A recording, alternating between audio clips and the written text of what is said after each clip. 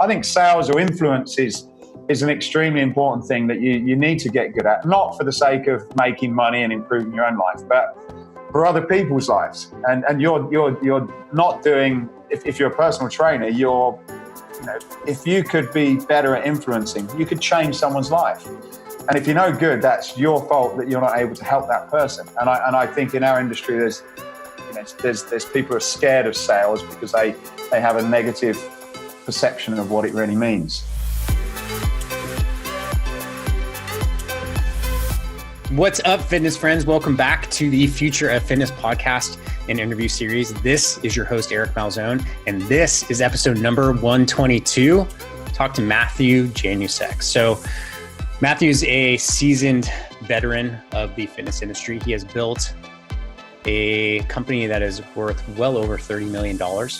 And he's also the host of the Escape Your Fitness podcast. And there's so many things you can talk about with a guy like this, right? There's so many insights from the fitness industry to entrepreneurship, to mindset, to life in general. And it's just so funny how all of those just seem to tie in to each other, right? But we really focus on the mindset of an entrepreneur, what it takes to be successful, the habits that need to take place. And, we just talk about nutrition and health, right? We need healthy habits. We need healthy nutrition habits, things that we do. Do we get enough sleep, right? Are we eating enough vegetables? All those things. In order to be successful as an entrepreneur, as a business person, you need to have great habits too.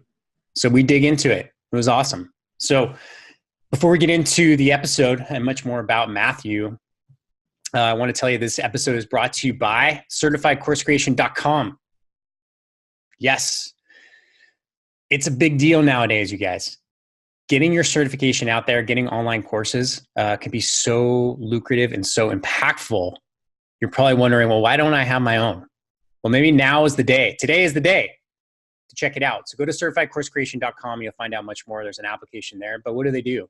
Well, if you have a concept, right, a particular niche of knowledge that people want to learn, and you need to get that out there. You need to share it. You need to create your legacy, and you want to make some money while you're doing it and stop trading your time for money, right? Then this is the deal. So go to CertifiedCourseCreation.com. There's a whole 5 or 6-step process that they can run you through and tell you all about it. But it all starts with filling out an application and see if you qualify for the service, and then booking a discovery call. And the team over there is amazing. They will help your concept become a reality and really, really up-level your game. So go to CertifiedCourseCreation.com and check it out. Now, without further ado, let's get into it. This is episode number 122 with Matthew Januszek. Enjoy the show. Enjoy the ride. All right, and we're live. Matthew, welcome to the Future of Fitness, my friend. Thank you, Eric. I'm very pleased to be invited as your guest. Yeah, and I appreciate, I know it's fairly late over there in the UK, or what is now known as the UK with Brexit and all that stuff. So it's a whole nother topic. Yeah, we won't get into that. We won't go there. But yeah, I appreciate you coming on. And, you've obviously seen a lot of success within the, the fitness industry and in the fitness profession, which always comes with a whole lot of failure too, which, I'm sure we'll talk about, the balance of how you push through, little bits of failure to get success as an entrepreneur. And so give us your story, man. Give us your bio. Give us a little background on who you are. Yeah, I started, I guess my first memorable interest in fitness was probably about 15, 16 years old. So I fell off my roller skates, had an excuse to stay off school, which at the time was brilliant because I didn't like school at all, and spent the week watching Pumping Iron. That was really nice, something that caught my attention, and I suppose gave me a bit of a dream to become Mr. Olympia one day. That was I think that was my sort of you sometimes get those turning points where you see something and it drives you, and I think that was mine. Watching Pumping Iron and Arnold Schwarzenegger and just thinking, I want to be a bodybuilder. Yeah, awesome. Well, I think there's 2 people who you can kind of trace back when the actual fitness industry started, right? I think there's 2 people that are hugely responsible. One being Arnold, of course, getting people into the gyms. And another person is Jack LaLanne here stateside, if you know who he is. I think those are two people who really kind of like, oh, fitness is a thing. Like that's a thing that we do now, right? And then the industry kind of built around that. Yeah, man. So you've created one hell of a business. Give us some story behind that. Yeah, so I was as a teenager, I had this interest in bodybuilding. So went on and did as a junior. I was an average bodybuilder, but I competed quite a number of times, and spent a lot of times in gyms, understanding about how to train, understanding what it's like to train with a training partner, and what happens when your training partner leaves you and you're stuck on your own to motivate yourself, which is an interesting story in itself. Yeah. And it just became part of my identity, I suppose. It was just a really important part of my life, exercising and working out. So whatever happened in my life as a teenager, you're finding yourself, and you've got various ups and downs with finding a job and losing a job, and finding girls and losing girls and all that kind of stuff. And the one constant I had, the one thing that I always went to when things weren't very good is to work out. And I used to, when I went into the gym, whatever issues I had, it was when I always remember coming out, even at a young age, and thinking, I just feel brilliant now. And I never knew at the time what it was or what was going on, but I always used to feel better when I came out and I was walking to my car after a workout and what I did when I went in. And that sort of said to me how important exercise was. And even just when I was going through phases of working out, and then maybe I'd sort of, I couldn't make it to the gym for a few weeks. I never felt as good. My mindset wasn't as good. I wasn't as positive, and life wasn't as good when I weren't in the gym as what it was, I guess. Yeah. It's true. We'll talk about entrepreneurialism. I have a really hard time with that word, just to let you know. So, the stress of it, the pressure, right? I would say less stress, but maybe the pressure if you're dealing with it right. And how, working out and training and exercise is so critical for everybody, but especially for those who are in the high pressure situations of building businesses. And I'm so glad I didn't really figure that out until probably my late 20s, early 30s, because sport had always been part of my thing. It was kind of like forced exercise. I had to play my sports. But now at my age of 42, man, there's no better pill than exercise. Right? I mean, you could be having a really challenging day, full of highs and lows, but exercise is still the best remedy, right? Yeah, absolutely. And so I think, to come back to your original question, I think that it was something that was very important to me. And at the time, I was working in another business that I didn't particularly enjoy, and it was the dental business actually. And I was always thinking about and talking to my father about how to get involved in something that was interesting and that would make money, because the job I was in, I didn't make a lot of money at all. It was, at the time, it was about £100, which nowadays is about $130 a week. So it was a pretty small salary. And then in the evenings, I used to top that up. I think I got the same in the evenings as I did in the day, working as a doorman, a bouncer. They called them in a nightclub. Yeah. So I used to do that in the evenings, and it was a way of me being able to hang around with other bodybuilders, learn about how to get that edge in training and in your diet, if you were competing. So it was a way for me to be around the people that I felt I wanted to be around, and so me and my dad, we had these ideas about opening a gym. We kind of explored. I even remember us finding a location and trying to sort of get this building up and running, but it fell through. We couldn't get the money and we couldn't get the buildings. So we tried that and tried a number of different ideas. My father was always making and inventing things. He was an engineer, and I suppose I was the one that I'm probably passionate about fitness and trying to find something in that direction. So one day I was in the gym, sitting on the corner of a bench in between sets, doing doing my chest and looked over in the corner, and there was these bumper plates, which at the time weren't popular like they are now. And nowadays on the back of CrossFit, bumper plates are massively popular, but then it wasn't. And it always used to be something that the real, the proper weightlifters, the Olympic weightlifters, the serious guys used to work out on. And then the bodybuilders that were seen as the sort of, poor relation had to have the cast iron ones that weren't quite as nice to feel. So I always used to look at these and I was inspired. And if I ever got into the gym early and I could grab hold of those before anyone else did, I did, because it was a cool thing to work out on. And I just remember one day looking at the side of the plates, and they had Poland written on them. And my father was Polish, and we always were talking about maybe doing a business in Poland, because at the time it was a communist country that was starting to open up into Europe. So we thought that being was a good opportunity there. And I had this idea. Went to my dad, said, "Look, do you think you could find out where they make these in Poland? Because if you do, I'll bring them to England and I'll sell them to gyms." That was my sort of master plan.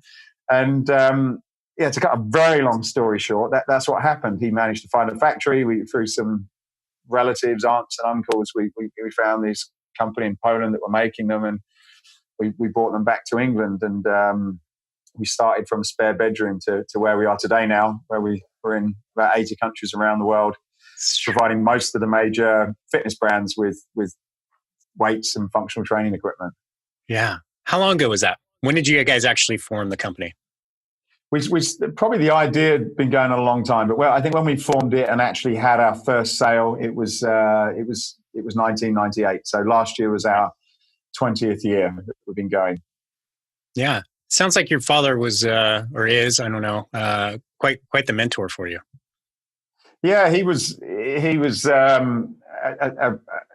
inspired me. For those people that are thinking of getting into business, particularly a family business, it's certainly not easy. My father was quite tough on me, and I always say he made me the best sales. I guess I'm a fairly good salesperson, and I think if you're an entrepreneur, or if, whatever you're doing really, whether you're a trainer, you need to be good at sales. Sales is extremely important, and I think trying to convince my father of something that was almost impossible made me a very good salesperson. So he was, everything I said, it was, you had to be so on the ball to convince him to go with it. And you have to try every trick in the book to get him to sort of come around to your way of thinking. That I think that was where I kind of cut my teeth on sales really. So he was very influential in that.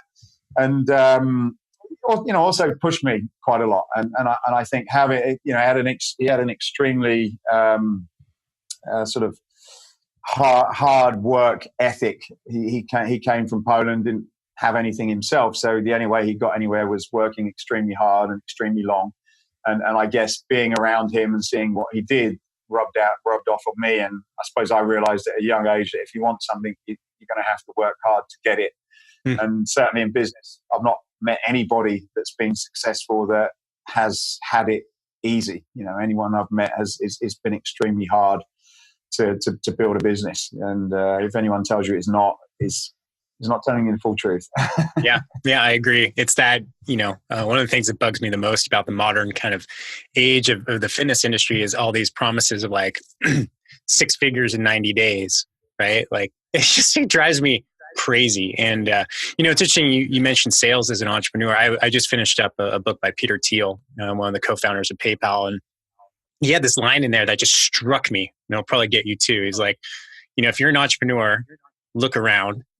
If you don't see a salesperson on your team, you are the salesperson.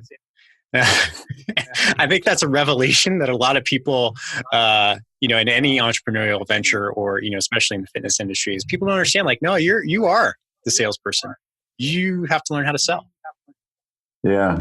Yeah. And my father invented a lot of things. And I always remember as a child going around to meetings with him where he had invented a product and he went to a big company, he was trying to sell them and knocking on doors. And I think that that as a young age inspired me. And I remember certain products that he had that he didn't he wasn't successful selling either. And I think that impacted me a lot, and it made me, I suppose, realize that how important it was to, no matter how good a product you have, and the products he made were brilliant.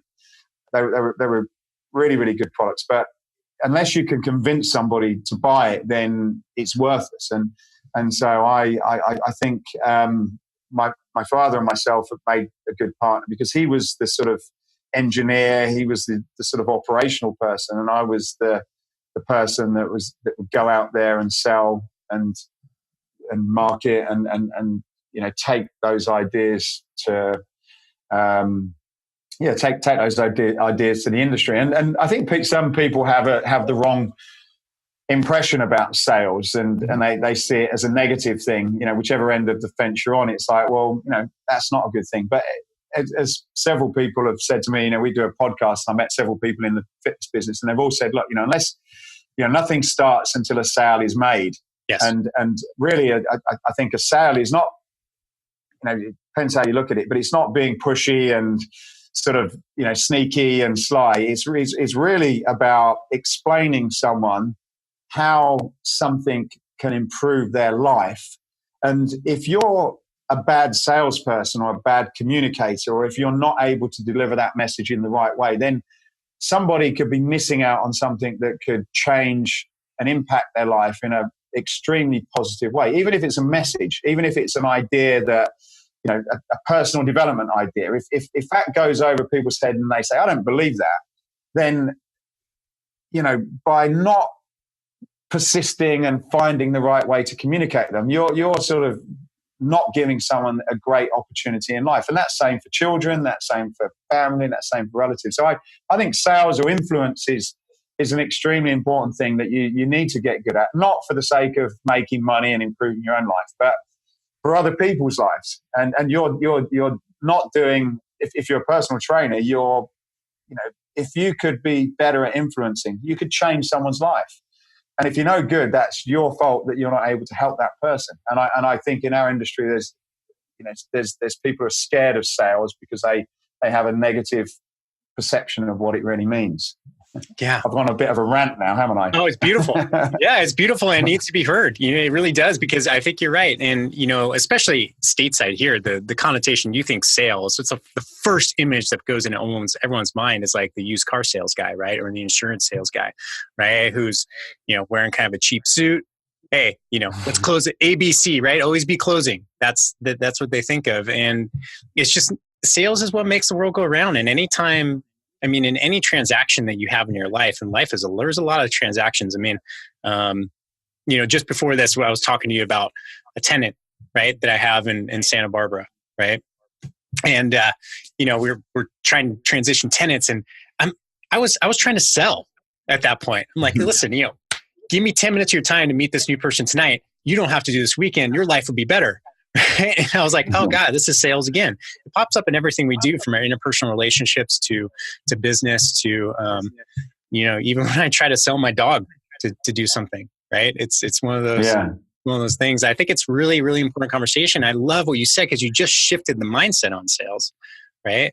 It's like, I put myself back in my gym ownership days when, someone would come in, I'd be like, okay, if I don't get this person to join my gym, they're probably going to go maybe down the street to somebody who's less responsible, less knowledgeable, or less caring, right? And I'm going to lose the opportunity to help them, and it's going to affect them. So I'm not just doing it for me and my staff, but I'm doing it for that person. And that mindset shift is really important. I'd be curious, maybe walk us through a practical example of how you've used that sales approach.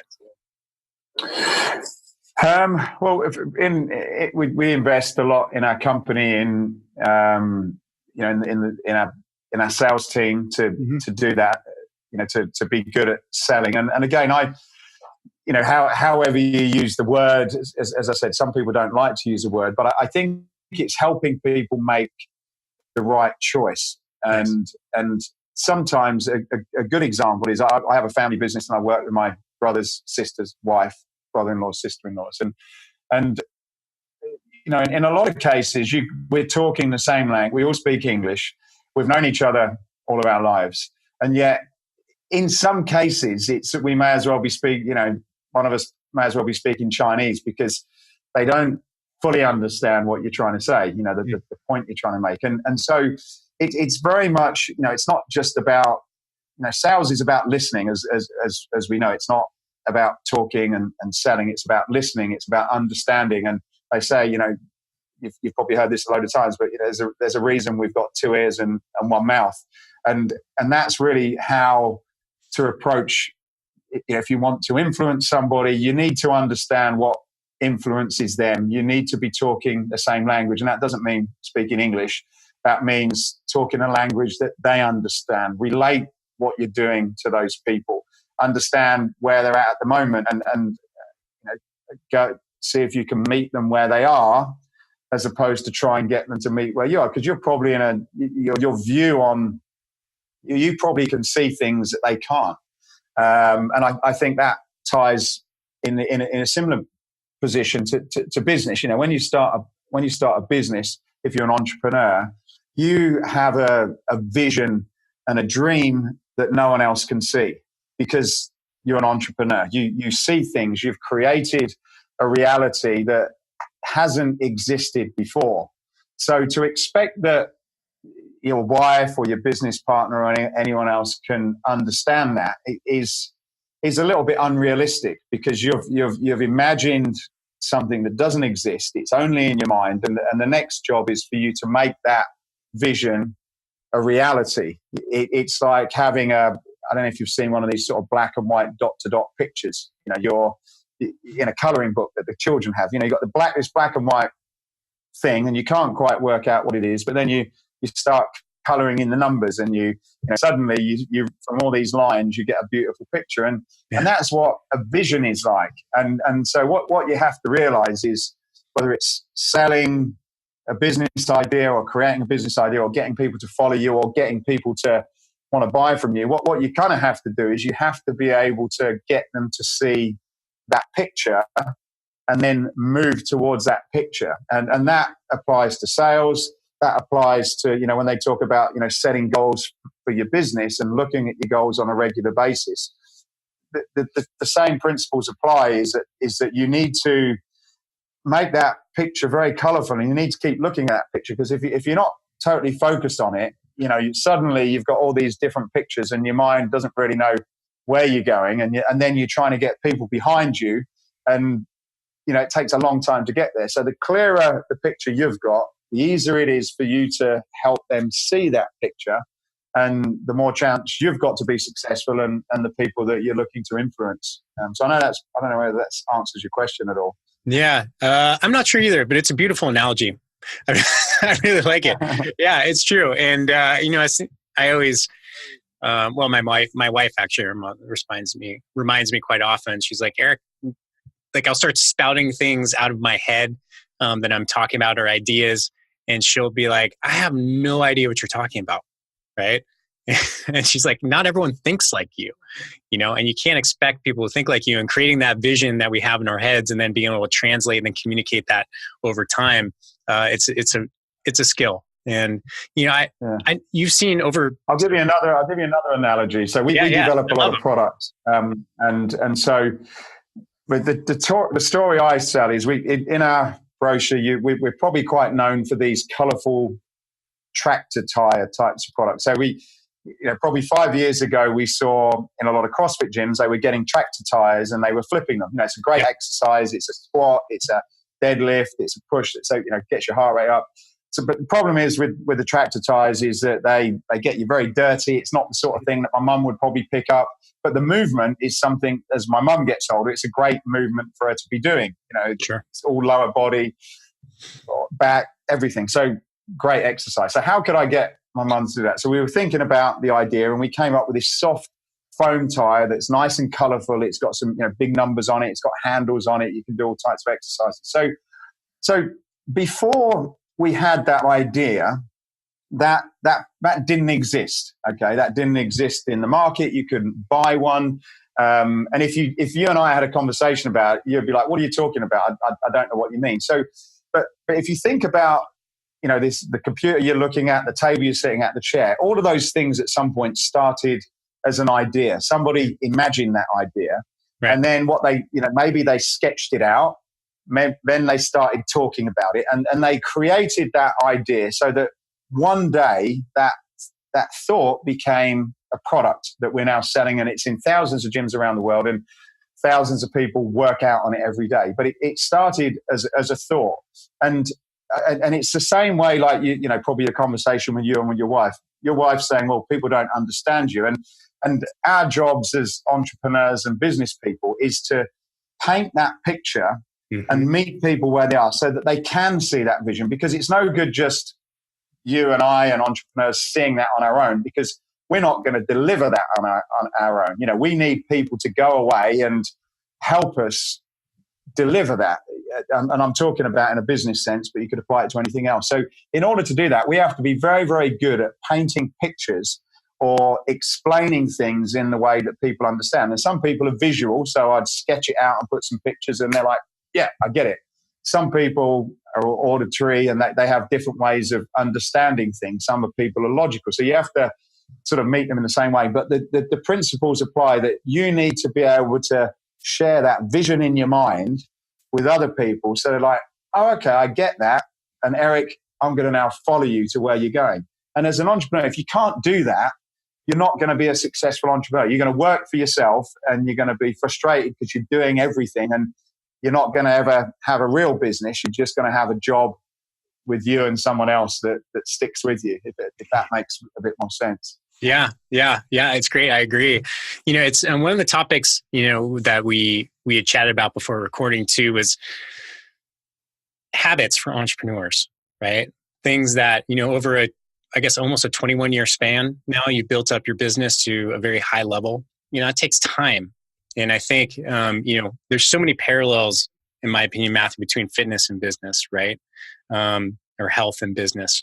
Is like, there's sprinters, and there's also long-term habits that in your fitness and health, if you incorporate, will keep you healthy for a very long time. And I feel like the same goes for business too. And I'm curious to see if there's any, over your 21-year span in growing your business, what habits have made you successful over that period of time?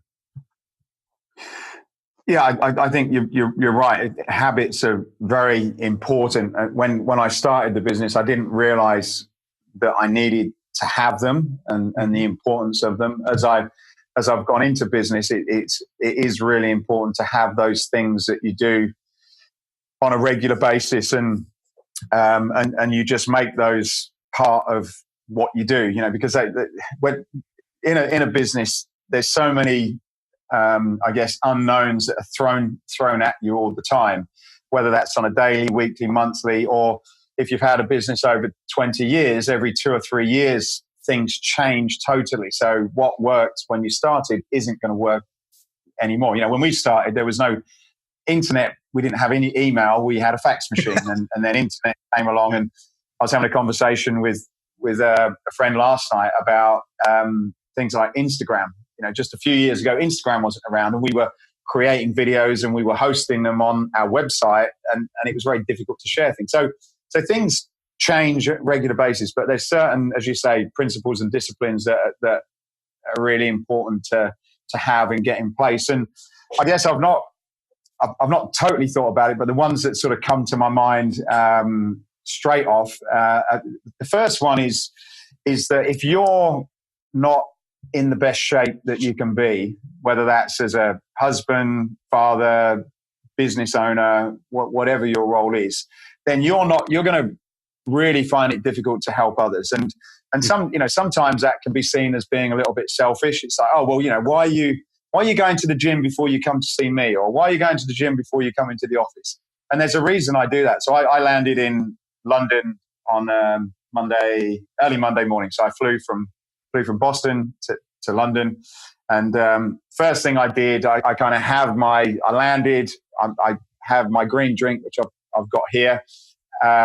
So the first thing is nutrition, because when you're traveling and working, if you've got a crap diet, you're not going to be thinking properly. You're going to be feeling crappy. You've not got the energy. So I always make sure that when I'm traveling and during the week, I've got a very, very good diet. I don't eat rubbish. If it's not anything crazy, but it's just, fairly low carb. I get my proteins. I've got my vegetables. I have my green drinks. I have lots of liquids, and I sort of balance my meals nicely through the day. So it's quite simple, but it's a good diet. And I can work for sort of 12 plus hours a day, and I've got high energy. So nutrition is the first thing. The second thing that's really important, and probably for me equally as important as nutrition, is exercise. So wherever I go in the world, there's no excuse for me not to work out. Even if I'm in a hotel with a crap gym or no gym, I've always got a pair of running shoes, and I can, an example, when I landed on Monday, I put on my shoes and I felt tired. I'd only had a few hours sleep. We'd worked the weekend at a trade show, but I thought, right, I'm going to do a run. And then there was a little park, and so I did sort of five sets of pull-ups, 5 sets of dips, 20-minute run. And so now I've got my blood flowing. I've kind of, my movement. I did some squats and that kind of stuff, and I'm ready to go. And like I say, I was tired, but I got good food. I've got a good workout. Then I went into the office, and I managed to sort of knock it out until the evening where I slept.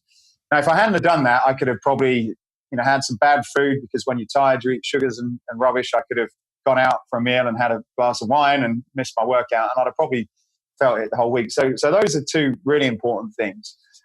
The other thing that's important for me is to sort of get, and I can always be better at this, but just get some time to step back and think about what I'm doing and why I'm doing it. So I like to do that in the morning. I like to work out in the morning, and I'll sort of think about my day. I think about the meetings that I'm going to do.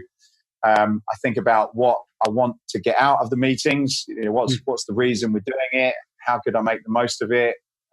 So I just spend that time thinking through my day and making sure that I've thought through what I need to do to make this the best day possible.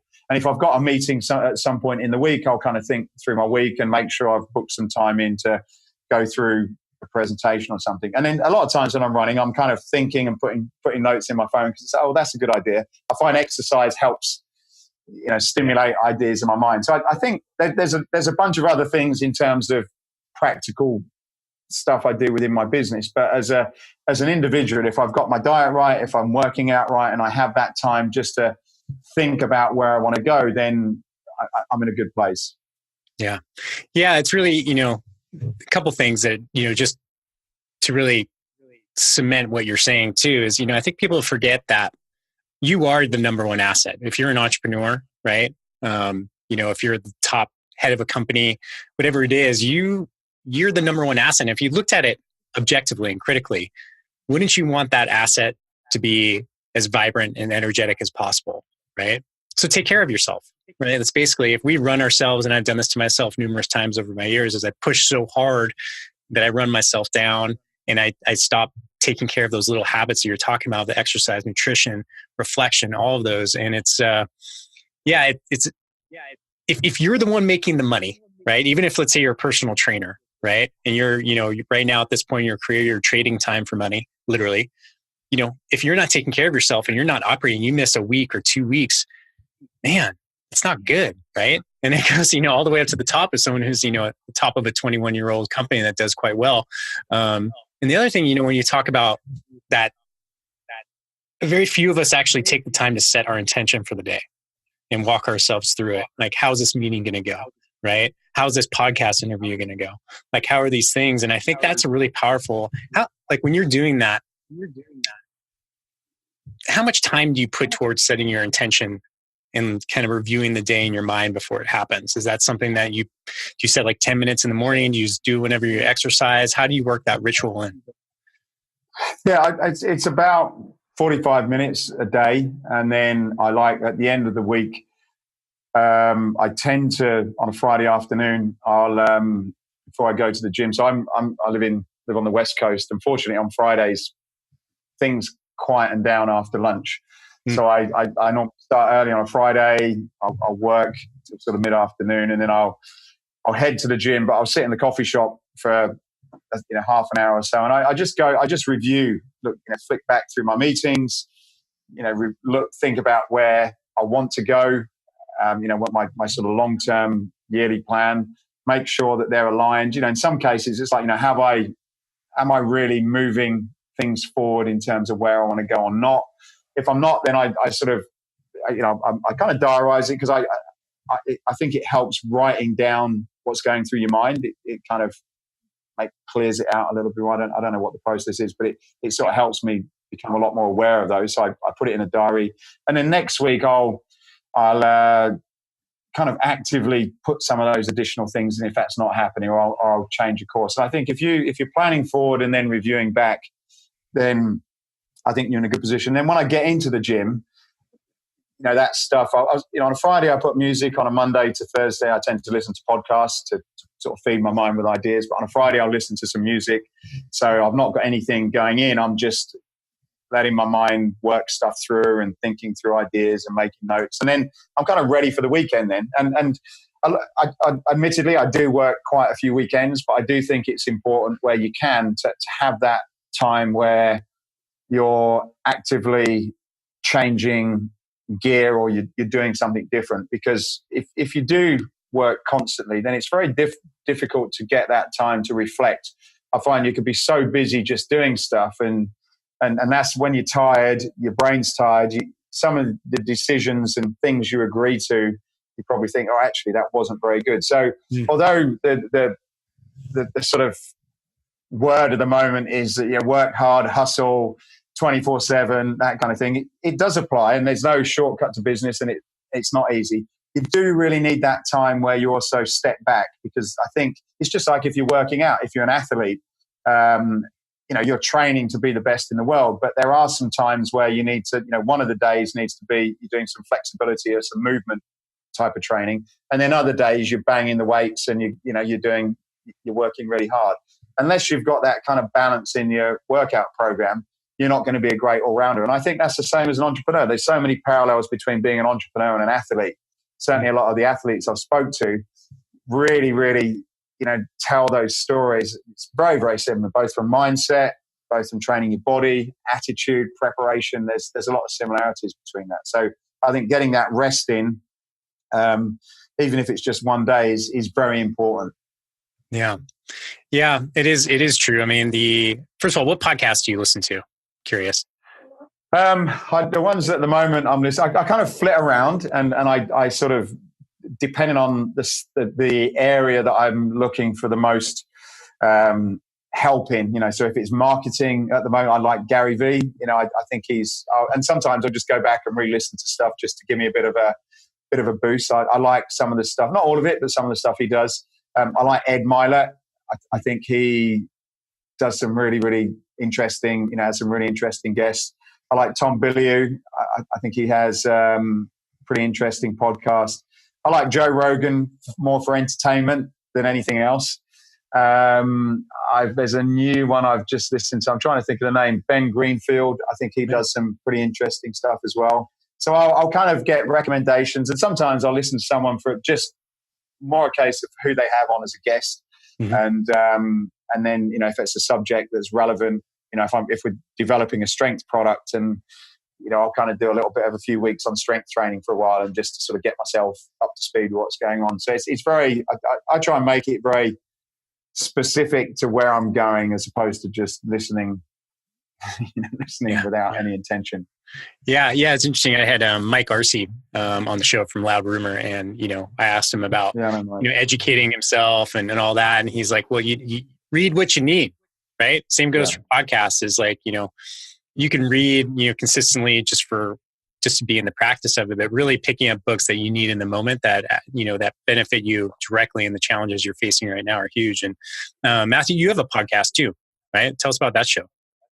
Yeah, it's called Escape Your Limits. And the reason that I decided to go ahead and do it was because when I started my business, I was, a teenager when I sort of got involved in my first business. And I didn't at the time have anybody apart from my father, who's also working for a company. I didn't really have any people that were around me in the facility, any kind of peer group that had done anything that had inspired me. I hadn't seen success. I hadn't seen successful entrepreneurs. And so there was nobody really that could show me the road of what was possible if I was prepared to work and what I needed to do to follow that path. So I think as a teenager and even in my early 20s, I drifted a lot. I tried a lot of things, and the people that I looked up to probably weren't the best role models. They were successful in the world I saw, the most successful people I saw, but they probably weren't necessarily the most positive role models to choose. So when I decided to do this, I thought, well, look, I get to meet a lot of brilliant people that are customers and industry people, and a lot of those had started from being a trainer in a gym or working on a front desk, and they'd gone on to run companies or own companies and to be very successful in their own right. So what I wanted to do is to meet and speak to them, to understand how they started and what their journey was, and to show people that it is possible if you've got a strategy and prepared to work hard, and to sort of uncover some of those secrets it took to be successful. And we predominantly focus on the health and wellness world because that's the sort of business I'm in. So it's more related to that than I guess any other industry. But that's really the purpose of doing it. And for myself, I get to learn a lot as well, because even if however successful you are, you can always learn something from someone, whether it's how to be a little bit better father, how to be a little bit better marketer, better salesperson, whatever it is. You can always learn things, even from someone who's maybe not as what people deem as successful. They could just be starting up. They could be a young 18-year-old, but they may know something that you don't. So I think you can always learn from anybody, really. Yeah, I agree. And do you host that podcast? Do you do it yourself? Yeah, I do. I travel around the world actually with Kevin, my camera guy, and I've got another one in Europe called Dom, and we travel around and meet people and ask questions. So it's a side gig. My main job is running Escape Fitness. Yeah. Well, it's, podcasting or just even just conducting interviews, right?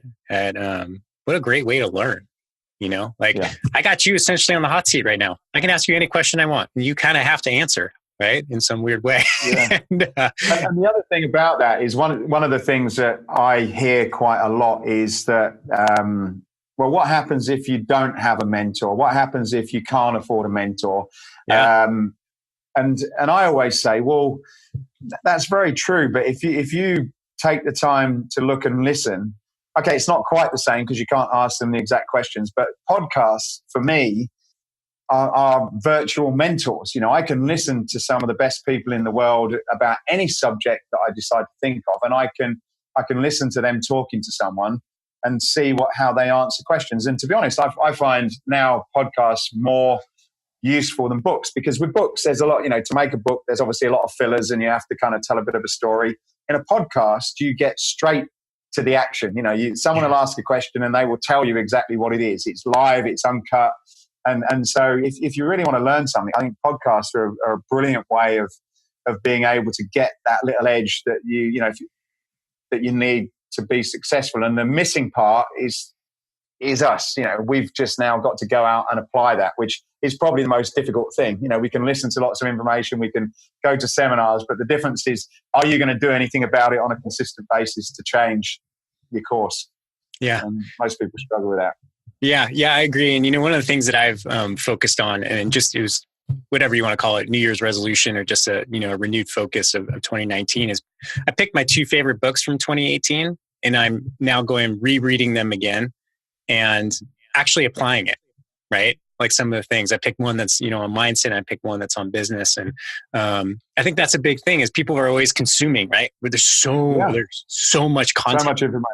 It's crazy. And, but it's worthless. Well, it's not worthless. It's just, it can be worth so much more to actually apply it. Okay, it is. It is true. Some of it sinks in. And I do admit that if you're in a sort of a group of people that are a bit negative, and that's one of the things I've learned from a lot of successful people is you are, I can't remember the saying, but you're a reflection of the 4 or 5 people that you spend the most time with. And if you're with people, whether it's friends or family, that are not positive, then that stuff drops into your mind, and your mind cannot help to listen to that, even if you're consciously not listening to it. So putting positive stuff in your mind certainly is going to help. But it's the, as you said, it's just applying that. And an example coming back to sales is that we spend a lot of money. We have an external company that comes in. I'll give them a plug. They're called SBR. They're a very good sales training organization, and they come in on a regular basis and train our sales team. And a lot of time we have these, we have sales meetings and we talk about it, and everyone's like, "Yeah, I know that. We did it last week." So everybody consciously knows about it. But when we do the role play, suddenly it's a different math. Suddenly people are a little bit more uncomfortable. It's like, well, I can't do it in a role play situation because I would behave differently when I'm with the customer. And it's like, well, then do it in the role play situation, because it's like, if you're a policeman or a soldier, you're trained that if someone jumps on you, you have to react before your mind can even think about it. So you've already turned around and got them on the floor before your brains realize someone's jumped on you. And that's the same in sales or any habit, is it's got to be so natural that you're doing it without even thinking about it. And so whatever it is you're learning, you've just got, I heard a saying, and it's like, don't practice until you're perfect. And I'm going to, hopefully I won't mess it. Don't practice it until perfect. Practice until you can't do it wrong. And there's a nice way of saying it, but it basically means you're not going to practice until you get it right. You've got to practice until you can't get it wrong. And when I was practicing my dives, it's like that. When I'm diving, I'll probably do like 5 dives that are good and then 5 dives that are not good. And the idea is that you practice so that every single dive is good, instead of just saying, well, I've done it now. I'm able to do it one time. Yeah. Yeah. I love it, man. This is great. This is awesome insights, Matthew. Where do people find out more about you and your podcast and Escape Fitness and all that you do? Is there a couple points of contact? Yeah. So if anybody's got a gym, or if they're a trainer and they want some fantastic functional training equipment, then we've got a website called Escape Fitness, and you can go there and we can either help you design a gym, we can train you on equipment, we can provide you with equipment. So everything's there. So yeah, please check that out. If you want to follow me and the people that we meet, the information that the information that we share on our podcast, then LinkedIn's more the business side, so you can get quite a bit of more sort of business information on LinkedIn, and then Instagram. That's is Matthew Januszek, and I post a lot of information quite regularly on there. So those would be the sort of main places. And then my podcast, if you are into health and fitness, then I'd recommend you check that out as well. We have some pretty interesting guests and cover some pretty cool subjects. Awesome. And that's the Escape Your Limits podcast, right? iTunes. Escape Your Limits podcast. Yeah, iTunes, Stitcher. You can also see the video on YouTube as well. Awesome. Matthew, thanks, man. This has been fun. I've learned a lot today. A lot of great insights. Thank you very much, Eric. I appreciate your time. Thanks for having me on. Yeah, you guys, ladies and gentlemen, Matthew Januszek. Hey, fitness fans, don't leave yet. It's your host, Eric Malzone, and I have a quick favor to ask. Actually, 3 favors. So, number 1, if you're a fan of our show, I ask you to do something that takes under 3 minutes. Go to iTunes, please, and subscribe to our show. Please, please, please. It means so much to us. It's so important. And then give us a favorable review. We would really, really appreciate it. And I can't tell you how much it means and helps us out. So I know it takes 2 minutes of your day, and it means a lot to us. So please do that. Number 2, go to our YouTube channel, our Fitness Marketing Alliance, and please subscribe to our YouTube channel there. Number 3, if you like this episode or any of the episodes that we've released, share it on social. That's huge. That's a big deal for us. And we put a lot of work into these episodes, trying to give you great actionable content for the fitness industry. So that would mean a lot. And that's it. So we have some big plans coming up for this show. I'll be talking about that in the next couple episodes, but thank you so much for listening. It means so much. And if you have any questions, please reach out to me. I'd love to hear from everybody. Eric, ERIC, at fitnessmarketingalliance.com.